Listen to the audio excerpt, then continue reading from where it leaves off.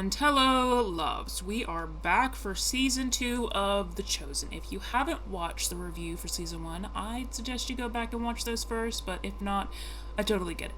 But here's your warning before we get into it. So, episode 1, we start off getting a flash forward moment with John talking to the disciples, trying to get down their accounts with Jesus. He's working on gathering them all while he can before they get much older, and before anyone else ends up being taken away, to say the least. It's not long after his brother James was in prison and executed. We leave off with him talking to Mary the mother, Jesus's, or I guess now John's mom. She encourages him to take it easy and mourn, but he tells her how he thinks it's important for him to focus on getting everyone's account, basically explaining that what I just did to you guys, he doesn't want the events that have been happening to cause it to where the story's not gotten and Jesus is lost in history. We then go back to the current timeline of the series. For some reason, my mind always thinks before starting this season again that most of it is spent with the group in Samaria, but I literally... yeah, it's just this episode. Maybe because it's such a long episode, or the season finale prior to this one left off here, but I don't know. I thought that was a weird thing that my brain just always does. Back to it, yeah, our guys are in Samaria. We meet first back with John and his brother as they are plowing a field. Jesus sent them to do it, and they are more than happy rather than doing that than be in Samaria. Remember, Jews and Samaritans don't get along. So doing manual labor is something that seems like a blessing to them. It's something else Jesus had in mind that we'll get into it when he tells the boys. They're not sure who the field is for, but willing to do it anyway, knowing that Jesus has a reason to have this particular one picked out. We get a glimpse of Thomas and Rama as they are headed to meet the guys. They have Rama's dad with them, Daphne, and to say the least, he is hesitant about it all. The only reason he's even going along with it while he is because Jesus saved his reputation when helping with the wine at the wedding. Now with the rest of them, we find out that Jesus has been preaching and they are trying to figure out what to do with the mass crowd. There is some friction among them as they all have different ideas. Now even more so when they find out that Jesus is gone in between sermons. They're afraid that he won't be back in time to teach more, but most of all, it's their inability to just go with the flow that seems to be stressing them out. Following Jesus both then and now, there is a learning curve of shedding your desire to remain in control. I've learned myself how hard that is, but it's always best to just take it a moment at a time and listen to his direction, giving up control to him because it makes things feel far easier. They won't be easy, just like I said, easier. He knows what's to happen, so he always knows what's needed for that to go best. Thomas and Rama make it to our group, and with Jesus being gone, it's not a great impression on Daphne. They stay patient though, and married as well to make things seem as they are all well and fine. She has a better job at trusting Jesus to have control than many of the others, but him pulling her out of the torment and the low place she was, many times it's that kind of turmoil that makes you more willing to follow his full guidance.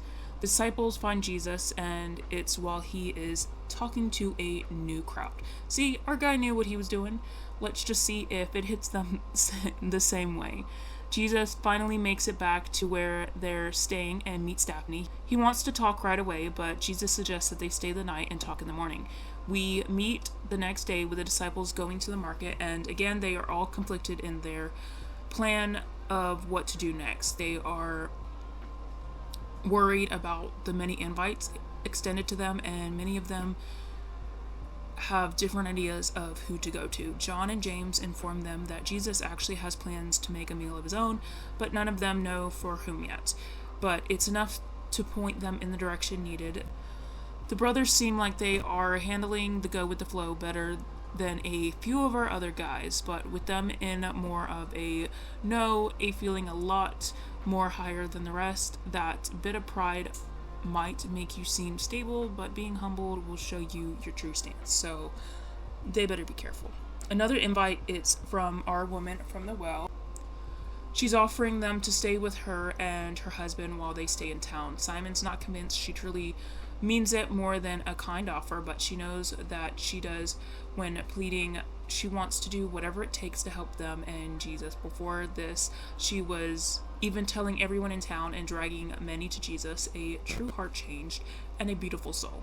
Daphne finally gets to talk to Jesus, and he shows how much he is torn about letting Rema stay behind.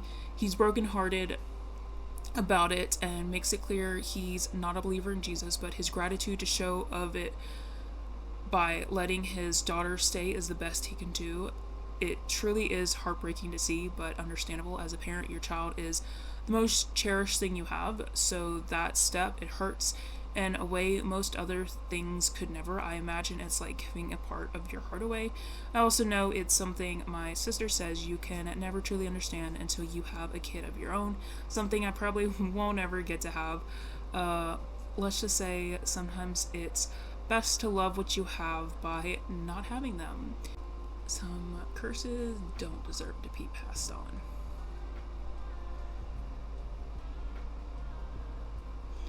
It's not about what I want, Jax. It's about what's best.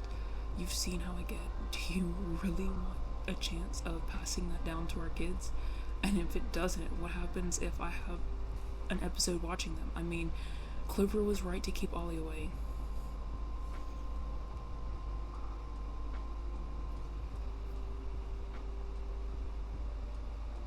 I'm not dumb. I've seen this behavior before from others.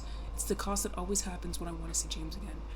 When I want off that poison, people back away from me, afraid of the hell I'll bring into their lives. That's what I cause, and that's what I'll do to you. Honestly, you probably don't need to stick around either.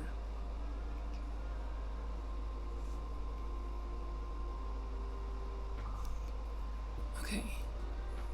But, let me get back to this. You know I don't mind you being in here, but I have to get to recording. Of course I do. I always want you around, my love.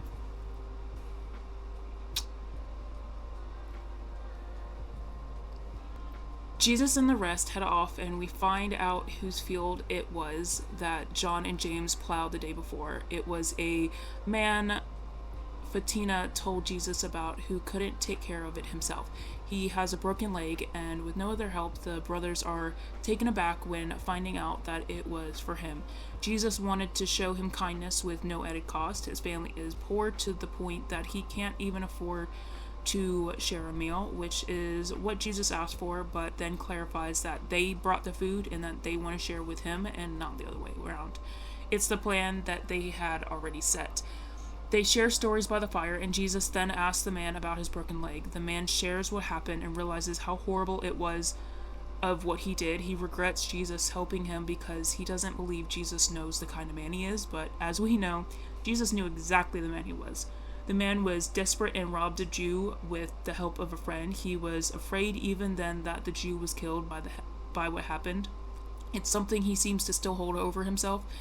And Jesus tells the man that the Jew didn't die, that he was helped, and this breaks the man even more, relieved that he's not a murderer.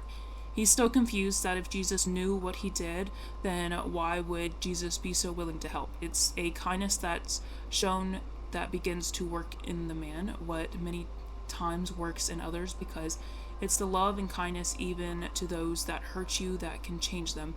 Many times slowly, but it's not our job to choose the change, just to give what's needed to help it start if the person chooses to.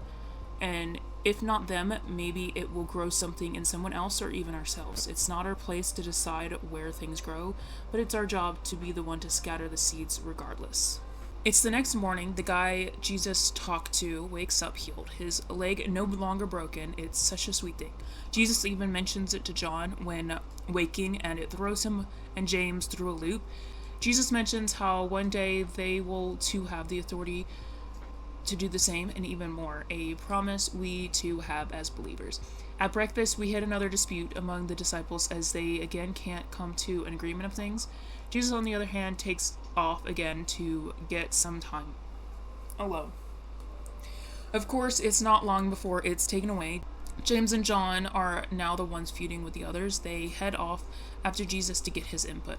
This is when the humbling starts, more so after some Samaritans come along and spit on them, and they want to get fire from hell to rain down on them. Like, oh, jeez, guys. They get corrected hard, and Jesus clarifies to them the true reason of why he got them to work Melech's farm. Melech is the man who had the broken leg. He was trying to teach them what they are doing in Samaria will last for generations, that the seeds they are planting will grow into more. He points out that they are no more worthy than the Samaritans, that they aren't higher than anyone else. It's their job to be humbled. Once they realize their error, Jesus laughs at the earlier comment of bringing fire down from heaven. This earns them the title Sons of Thunder because of their strong passion. Passion is a wonderful thing when used right. A stubborn nature can be as well, but when it's not, it turns to pride and makes your heart hard. So you have to be careful to balance yourself even more with a humble nature to not get stuck in a state of never growing. It's hard, but something the Lord will gladly teach you. You just have to be willing to follow his lead. We then end where we began, with John once more at his point of view as it leads from Jesus reading to a group in the synagogue. We even get a glimpse of our family from earlier coming into the synagogue to listen to a reading, a suggestion Jesus gave to start following him and God. Episode 2. Coming into this episode, we start off with a character, Nathaniel, as he is talking to a Roman head of a project he's working on. He's the architect and trying to make sure the design he has made gets done right. While they go back and forth, the same project ends up faltering and causing a collapse in on itself. And now Nathaniel has bigger worries than the right material being used. He is ruined as an architect. We then meet with our group as they are prepping to be gone, collecting firewood to leave behind for the next to come and need it. They are met by another character, Philip. They are set on caution mode as they worry what his intent is. We find out that he was a disciple of John, even one of Andrew's friends, and now he comes with a message for Jesus. Simon isn't so certain, but Andrew vouching for him, he relents, just enough to let him join them for now. And we have an instant connection. Philip is such a calm spirit. He isn't much for the taunt sent Matthew's way. He doesn't say anything about it, but it's clear not to laugh and instead shows kindness towards him. It's such a nice step for Matthew to have someone finally giving him a break. I mean, the women are the same, but having a male to do so other than Jesus, it just hits differently for him. Finally, a friend for him to have in the group. It starts a ripple of growth for him. We meet back with Nathaniel as he now grieves over the loss of his dream. He's found at a bar similar to how Mary was. Sometimes we are so broken, it's something that seems can help, and sometimes it might help us forget for a moment the troubles we face, but it shouldn't be a habit. Losing yourself in a substance is just that, losing yourself. You get in a trap and a cycle of forgetting and unable to actually take the steps needed to continue forward to actually better things. Matthew and Philip again. Philip gives him advice and now becomes the kind of big brother figure he so desperately needs. He gives him someone to vent to and helps him see more clearly the right way to move. How often we can feel so lonely at times, but now the difference is there for other reasons.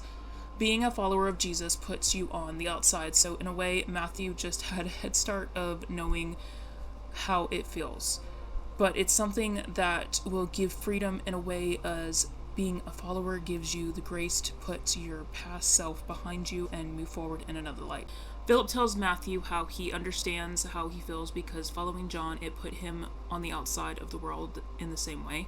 Something many can feel, but you're not truly alone. You never are, no matter how much it may feel at such sometimes. There are others who know the same as you, others with the same struggle, and we all have a God more than glad to take us under his wing to help us feel safe even in the midst of any instability. In the middle of any storm, he's many times the only one to ever truly get me through this darkest times, especially when those I normally would lean on aren't there to help. Nathaniel, still grieving, he takes himself to a tree away from everyone, the solitude needed to give his grief to God.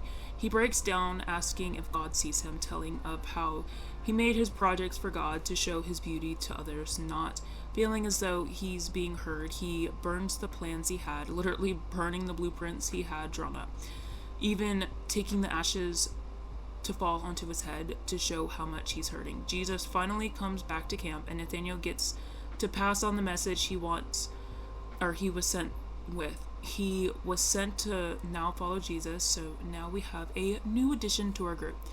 By far a good one, because I'm for sure pinning him as one of my new favorites. Every group needs that level-headed, kind person to help balance things out, to keep the peace when Jesus isn't there, or when he is, and many times can be forgotten. The peacekeeper of the group of sorts. The deal is that sometimes that person comes at the cost of going through hard times to make them that calm presence in the midst of chaos. We get a mention from Philip that he wants to talk to a friend when they head the way they are tomorrow, an architect friend that sounds all too reminiscent of the friend we've been seeing through this episode.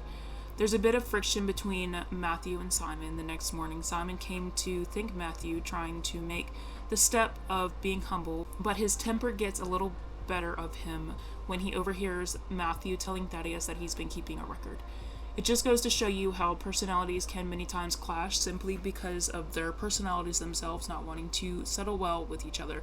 Even more so when the past gives more reasons for the friction to be there, how you can both be working towards the same goal, but in the same group, believing the same core things, but ourselves shrouded in trouble and sin. It's hard not to let our natural selves take over. How growth needs to be to show us how stubborn we can be. It's a step both are needing and steps they are both trying to take, but growth takes time. Jesus does end up calling our boy Simon out about needing to be kinder. He points out that he knows he's a leader. That in itself is something many times God and Jesus will do, correct us in kind ways, many times siding it with things he's proud of us about, and sometimes simply keeping to the correction in itself, like how he did in the episode prior when correcting the boys. I strictly use that example because it's biblical. This Jesus is very much seeming how the biblical one is reflected, but he's an actor playing a scene that are also created, but some that are still reflected of actual scriptural references. The women decide that they want to start learning Torah or the scripture, and they decide to loop Matthew in it as well because he skipped out on it or most of it in Hebrew school, so he has the same desire. Mary shows her sympathy towards Matthew about the guys not being nice, all except Philip and Thaddeus. She's always so sweet to him, both her and Rama. The group finally makes it to Philippi. Philip goes off to find his friend, and indeed it is Nathaniel. He's passed out when Philip comes to his home and still in a state of depression and grief. Philip is his kind self and helps him out, getting him water and listening to everything that's happened to him. He then tells him about Jesus. Nathaniel is not so certain that what he says is true, but it does relent to it, at least to meeting him. Nathaniel meets Jesus and is taken aback when he starts talking about him like Jesus knows him. He's confused and convinced that Philip had to have said something to Jesus about him. Nathaniel doubts, though, are quickly turned around when Jesus speaks about seeing him under the fig tree. No one knew this, no one was around, and there was no way Jesus would have known Nathaniel was there unless he was God. It's all the convincing he needs to follow Jesus, something else that is biblically accurate, and to see the emotion of it all. It's just so beautiful. It always is when these scenes are portrayed on screen. Episode 3. This episode starts back right after the other. A crowd has come to be healed by Jesus, and we follow the day bouncing from one set of disciples to another, more so watching around the healing and spending the day as the disciples would. It's Matthew and Philip we're with first, as they are going over his study of the scripture, as Philip gives him a verse to memorize, Psalms 130 9:8 and helps him explain the meaning of it. There's no high we can go where God won't be, nor depth. Matthew stems off to share the verse with the girls before we settle next with Thomas saying the same thing the others are feeling, how crazy it is to be a part of all the miracles. It's kind of funny, something so miraculous happening, yet here we are with the followers doing the pretty mundane, something they get lost in, but we'll explain that more when the bigger part sets this idea in. The group with the same few, they go over both their expectations of what they assumed it would be like with the Messiah and how odd it is that it's something so different. Many of them expected a military leader, not a simple carpenter, closer to a shepherd than a warrior. It's to no surprise that Mary is the one closest to not being surprised by how things are going. She spent her life in suffering, far from scripture and expectations, so being saved by Jesus, it was enough to follow his lead. That can be like that sometimes people growing up in church have these expectations of God, so their fall from him can be more drastic than those pulled out from hell on earth. Ironically enough, it's those closest to religion that have the hardest time seeing God's true nature. Yet I guess it's also the least ironic thing out there. Religion quite literally clouds your eyes and hardens your hearts if you're not careful. So those coming with a clean slate, with not much of a background to build off of, that can start by truly seeing God and the relationship formed to craft that sense more clear to see him. We get a bit of a discussion between little James and Thomas as Thomas asks him about his malady or physical problem, and we get an understanding that he has some kind of limp. He's afraid to ask Jesus about it, though Thomas says very obvious words that Jesus already knows. It's still hard for James because he says that he's afraid that it will make Jesus look at him differently, something else that can be a problem many of us face. We have issues we are afraid to bring to God, many times for the very same reason as James, or sometimes because we are afraid that he can't truly heal us, or that he simply won't, and either one could change how we look at him or come to him, so we simply don't to begin with. It's a dangerous route to go down either way, at least if we come to him and he says no because he is capable of doing anything, so thinking he isn't the right way to go about it, but that he won't is a very valid. If God says no, he's not abandoning us. On the contrary, if he says no, like he did with Paul in Corinthians, he's wanting to be closer to us. He wants us to be more reliant on him, to have our faith grow. So he won't say no and leave it at that. He'll say no for a reason, and anyone there is always to have you come closer to him, to have others come closer. Mary Mother comes now, and she is instantly playing mother to all. Things settle down before the crowd is still there, but most everyone of the followers settle down for supper. They begin playing a questions game that does indeed turn fast, more so friction rising between mostly Simon and Matthew, but Andrew chimes in. They were the ones who were most affected by Matthew being a tax collector because he was theirs. John also chimes in and holds Simon's mistakes of trying to sell people out against him the same way he's trying to hold Matthew's past against him. The argument grows worse before finally Jesus walks by, exhausted and a mess from healing all day, and it hits everyone hard how even with him near, they faulted to worldly arguments, the things that are truly shallow compared to the amazing they've been a part of.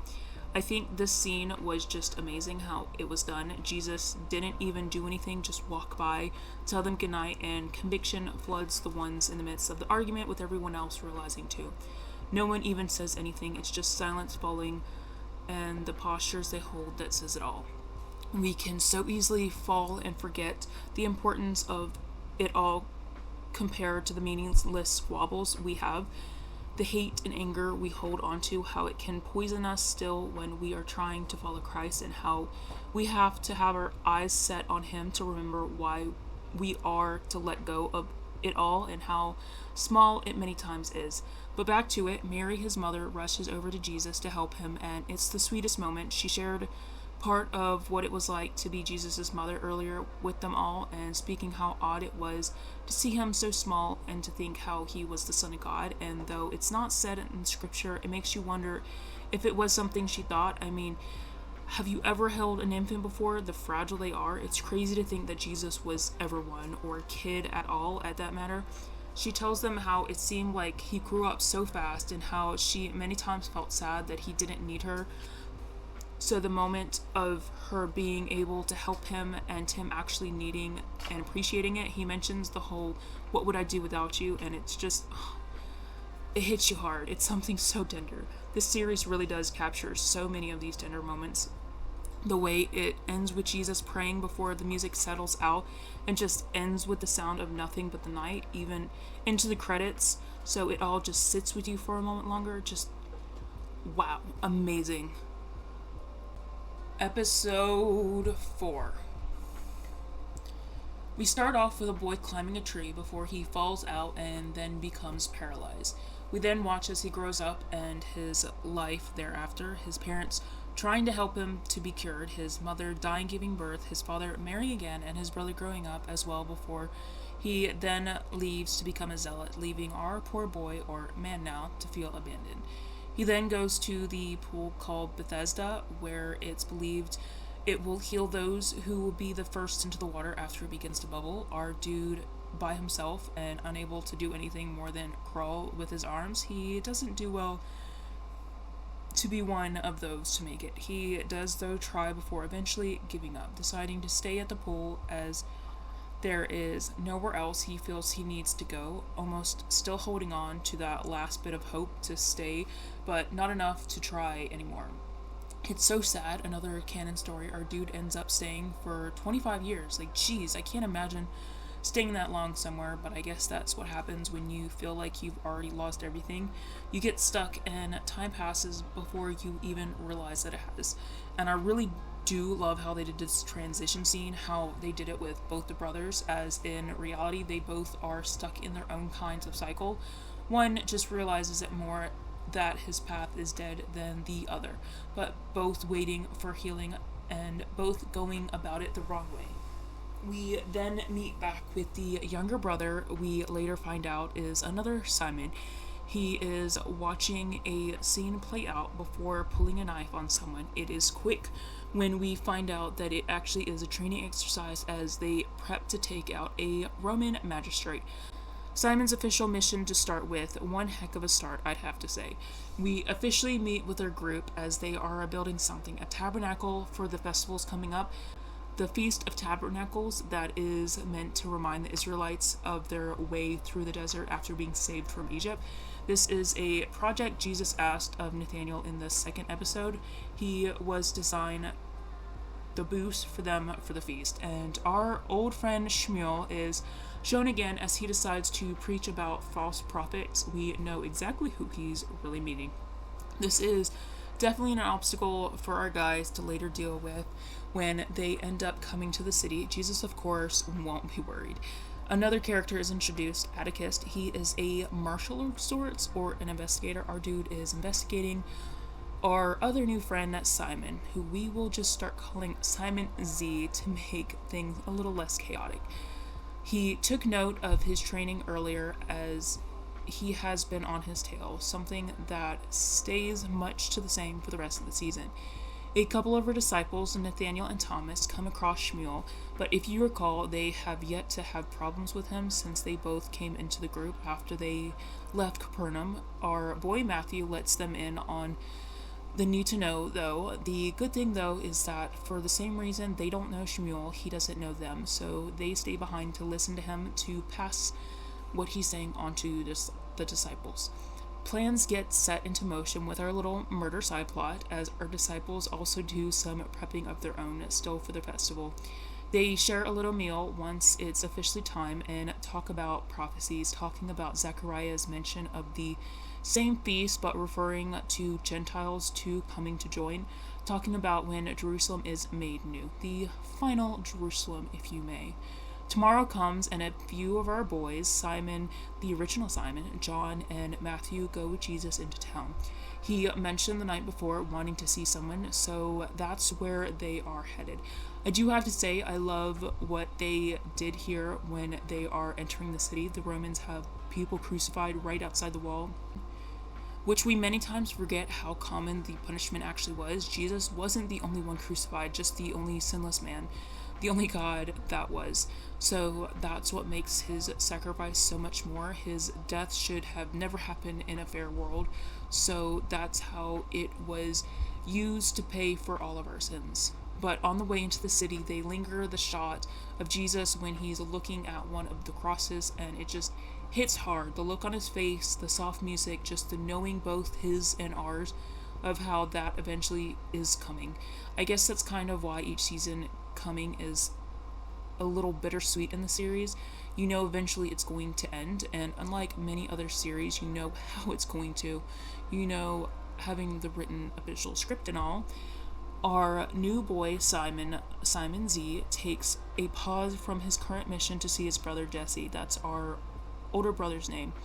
He doesn't believe Simon's his brother at first, not recognize him because of his age. He hurts even more when he finds out that Simon actually makes the journey every year to the city, but waiting so long to actually come see him that he knows Jesse was there and never until then came to visit him. It just makes the abandonment so much worse. Oh no, it does actually. Oh, it gets worse as this is his official goodbye to his brother. Geez, our dude just cannot catch a break. Simon Z goes to leave before Jesse pulls out the letter that his brother left him. He's kept it this whole time, and we actually get to know what's in it this time as he reads it aloud. A part of it mentions how he will know when the Messiah has come, when Jesse is standing on his own 2 feet again, and ooh boy, I hope that hit as hard with you as it does with me every time. Like, Simon finally leaves before getting ready for his murder mission. Jesus and them, too, on their mission, they get to the pool before going to our guy, Jesse. He's so defeated. You can tell how much Jesus feels for him, like he does for everyone, but I always love seeing the one-on-one healings because each one feels so personal, because in reality, they are. They were before and they are today. We all mean so much to God, and each one of our relationships with him are different and special the same. Jesus makes it to him before asking Jesse if he wants to be healed. Jesse doesn't get it quite the first time, as he still has his mind set on the pool before Jesus corrects him and lets him know that he didn't come to bring him into the pool, that he asked if he wanted to be healed, not if he was capable of being healed, just simply, do you want to be healed? So many of us get caught up in the way of being healed that we let it overshadow and smother the want of actually being healed in general. We aren't to focus on the way as much as the act in itself. Of course, our dude is healed, and the scene is, amazing. I just love it, and I'll never stop recommending this series. Another scene out of the Bible, just crafted for our eyes so beautifully. Our guys leave, but Jesse gets caught up when a Pharisee gets on him about violating Shabbat for picking up his bed as Jesus told him to. He's not caring all that much because his mission is now to meet his brother, hopefully before he does anything that he can't take back. It's then that we watch from Simon's point of view, Simon Z's, as he's about to carry out his mission. Atticus is in disguise as the magistrate to catch Simon in the act. Things are going to plan until things being timed perfectly as Simon looks up to see his brother walking down the street. He's not sure what to think for a moment before he leaves the mission completely behind and runs to him. The reunion is just so sweet. Atticus is even more confused about this all as he tries to figure out what is going on. It's all Simon needs, though, to know that the Messiah is here, just as he wrote in his letter. So now his mission is to find the man who healed his brother. Our guys leave the city on the high of everything. Matthew even asks why the need was to heal Jesse on Shabbat when it was almost over already, and Jesus, being his sassy self, comments that sometimes you need to stir up the water, which, if you haven't read the Bible, Jesus was a pretty sassy one, so that line is so fitting. And that is it for this review. And yeah, I appreciate you all listening thus far, and I hope you join me in a couple weeks for the second half of this review. And I bid you all adieu and pray blessings upon you all. Goodbye.